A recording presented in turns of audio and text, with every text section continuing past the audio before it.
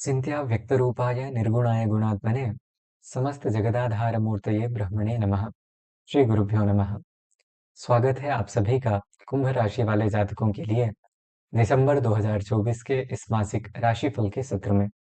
यह जो राशिफल है यह चंद्र राशि पर आधारित है तथा यहाँ पर जो भी विषय आपके समक्ष उपस्थापित किए जाएंगे वह सर्वथा शास्त्रोक्त प्रमाणों के आधार पर ही रखे जाएंगे।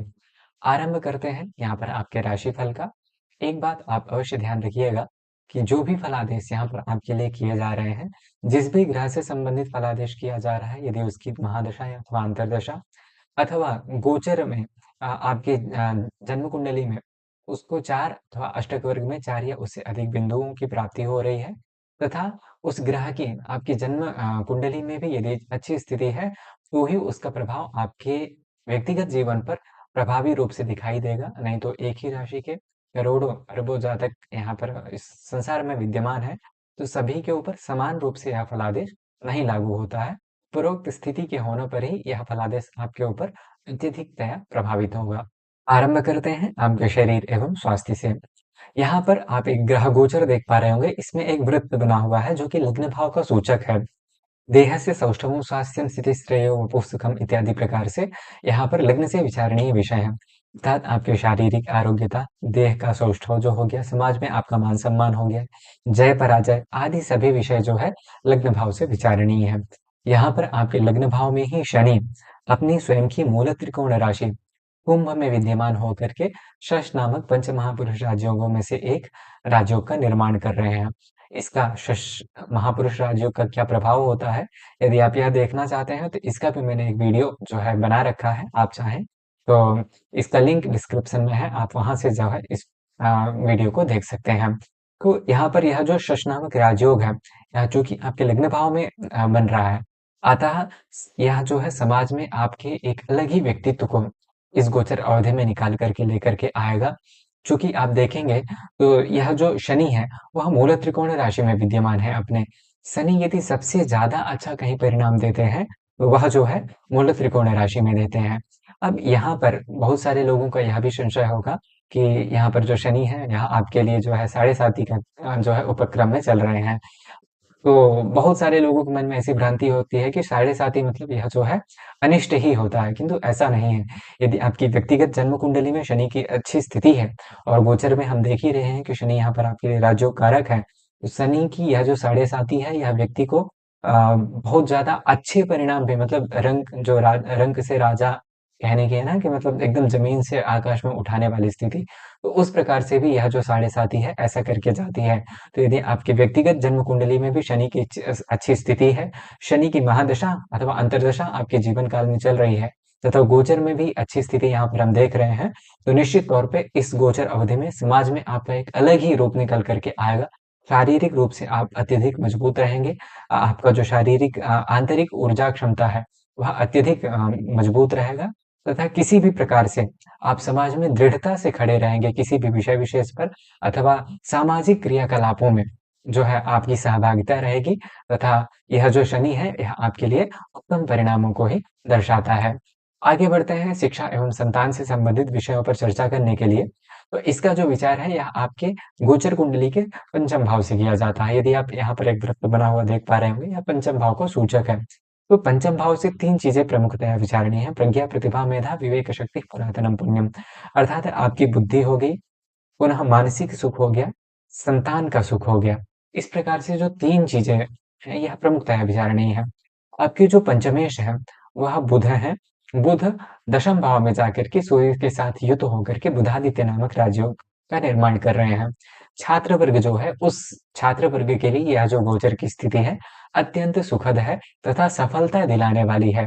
आप लोग अपने परीक्षा परिणामों में अत्यधिक जो है अच्छे अंकों के साथ सफल होंगे अथवा किसी भी प्रकार से पढ़ाई लिखाई से संबंधित यदि आप क्षेत्र में है तो वहां पर आपको यहाँ पर पढ़ाई लिखाई में अच्छा मन लगेगा तथा ले दे करके सभी प्रकार से शिक्षा से संबंधित क्षेत्र में यह आपके लिए शुभ परिणामों को ही देने वाला रहेगा इस महीने की अवधि में। पुनः यदि देखा जाए तो यह जो बुध है यह बुधादित्य नामक राज्यों का भी निर्माण कर रहा है। अतः इस गोचर अवधि में चूंकि बुध जो है युक्ति का कारक ग्रह माना जाता है और बुधादित्य नामक यह जो राजयोग है विशेषतः जो भी लोग अ, डॉक्टर मतलब चिकित्सा से संबंधित क्षेत्र में है अथवा अकाउंटेंट अथवा मैनेजमेंट से संबंधित क्षेत्र में है उन सभी के लिए विशेषतया यह गोचर लाभदायक रहने वाला होगा। संतान से संबंधित सुखों की प्राप्ति भी यहाँ पर आपके लिए बनी हुई है तथा मानसिक सुख इस गोचर अवधि में आपके लिए निश्चित तौर पर प्राप्त होता हुआ नजर आता है। आगे बढ़ते हैं आपके दाम्पत्य प्रेम संबंध एवं व्यवसायों से संबंधित विषयों पर चर्चा के लिए। तो इसका जो विचार है यह आपके गोचर कुंडली के सप्तम भाव से किया जाता है। यहाँ पर यदि आप देख पा रहे होंगे तो यह सप्तम भाव है। अब इस सप्तम भाव के जो स्वामी ग्रह हैं वह सूर्य है। सूर्य दशम भाव में जाकर के दिग्बली होकर के अपनी मित्र राशि मंगल की राशि में विद्यमान है। यह बहुत ही ज़्यादा सुखद स्थिति मानी जाएगी क्योंकि यहाँ पर सूर्य जब भी दिग्बली होते हैं तो एक तरह से उच्च के समान फल देते हैं। 6 बलों में से एक दिग्बल माना जाता है। यहाँ पर यदि आप सूर्य का दशम भावस्थ फल देखेंगे ना तो दशम गृह के कर्म सिद्धिम दिनेशे अर्थात यहाँ पर आप किसी भी प्रकार से व्यवसाय से संबंधित क्षेत्र में यदि कुछ बेहतर करना चाहते हैं अथवा कुछ निवेश करना चाहते हैं, किसी भी प्रकार के व्यवसाय का आरंभ करना चाहते हैं उन सभी विषयों में यह जो सूर्य की स्थिति है, यह आपको सफलता दिलाने वाली है। पुनः बहुत सारे ऐसे जातक होंगे इस गोचर अवधि में विशेषतः जिनकी भी सूर्य की महादशा अथवा अंतर्दशा अथवा सूर्य एवं बुध से संबंधित महादशा एवं अंतर्दशा क्योंकि शनि की दृष्टि भी यहाँ पर आपके सप्तम भाव में है, तो यह एक लव मैरिज से संबंधित योग को निर्माण करता है। अतः बहुत सारे ऐसे जातक इस कुंभ राशि वाले होंगे जिनका जो है इस गोचर अवधि में विवाह, प्रेम विवाह विशेषतः होने वाला रहेगा। पुनः दाम्पत्य जीवन में भी यहाँ पर आपके लिए सुखदता ही है, किसी भी प्रकार से कोई कष्ट अथवा बाधा नहीं नजर आती है। आगे करियर से संबंधित यदि विषयों पर चर्चा की जाए तो यहाँ पर जैसे पहले ही हमने कहा कि सूर्य जो है दिग्बली होकर के बैठे हैं और यह जो गोचर अवधि है यहाँ पर आपके लिए सबसे ज्यादा कहीं बेनिफिशियल होगा तो वह जो है आपके करियर से संबंधित स्थिति में।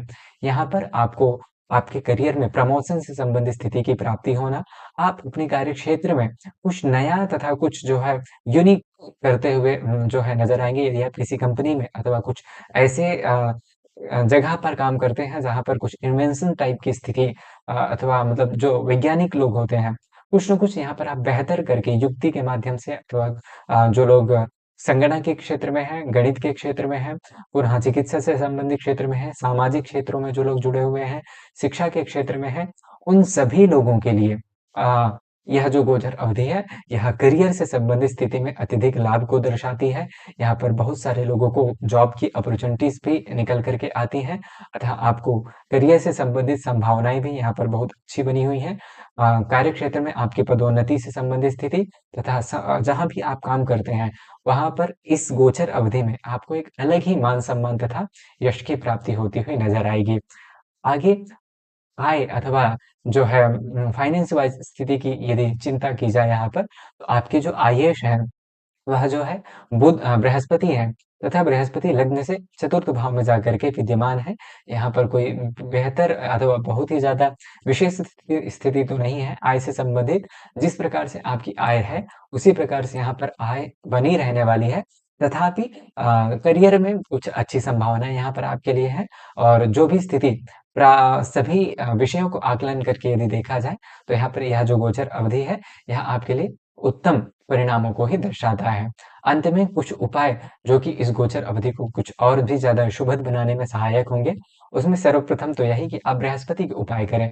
बृहस्पति के उपाय के तौर पर आप प्रतिदिन ओम नमो भगवते वासुदेवाय नमः इसका 108 बार जप करें, तुलसी को जल चढ़ाएं। बृहस्पतिवार के दिन पीली वस्तुएं जैसे कि पीले वस्त्र हो गए, पुनः हल्दी हो गई, केला हो गया, चने की दाल हो गई, आदि सभी चीजें गाय का दान विशेष सवत्सु गोदानम यदि यहाँ पर आप देखेंगे यह सवत्सु गोदानम ऐसी गाय जो बछड़े से युक्त हो इस प्रकार से जो गाय है उसका दान भी यहाँ पर आपके लिए अत्यधिक श्रेयस्कर रहेगा। मंगल से संबंधित चूंकि मंगल नीच राशि के हैं अतः मंगल से संबंधित उपाय के तौर पर हनुमान चालीसा, सुंदरकांड, मंगलवार एवं शनिवार के दिन जो है आपको विशेषतः करना चाहिए। हनुमान चालीसा का तो आप प्रतिदिन भी पाठ कर सकते हैं। इस प्रकार से यह जो भी उपाय है यह आपको इस गोचर अवधि को और भी ज्यादा सुखद बनाने में सहायक होंगे। आशा है यह जानकारी आपको अच्छी लगी होगी। यदि कुछ व्यक्तिगत सुझाव चाहते हैं अथवा कुछ व्यक्तिगत आपके प्रश्न हैं तो कमेंट के माध्यम से अथवा अन्य जो भी संपर्क के माध्यम हैं उनके माध्यम से आप जुड़ करके अपनी बात रख सकते हैं। वर्तमान के लिए इतना ही, मिलते हैं अगली वीडियो में, तब तक के लिए अपना ध्यान रखिए। नमस्ते, महादेव।